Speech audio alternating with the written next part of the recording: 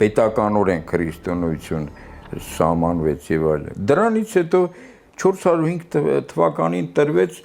մարդկության ամբողջ պատմության ընթացքում եզակի այբուբեն, գրավոր խոսքի համակարգ։ Դա միայն աստվածանտիր տեսակին պիտի տրվեր։ Եվ ամբողջ այդ հայ բարբարային այդ բազմազանությունը, որ կար, հավաքեց, խտացրեց, ունեցանք մենք ոսկեդար ունեցանք, որը 1000 տարի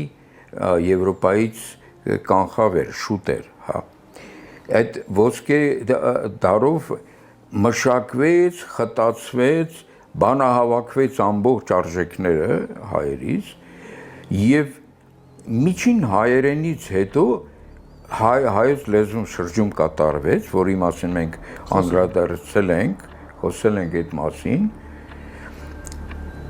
եւ հայ մարդը շարահյուսորեն, շարադասորեն դարձավ խնդիր դնող տեսակ։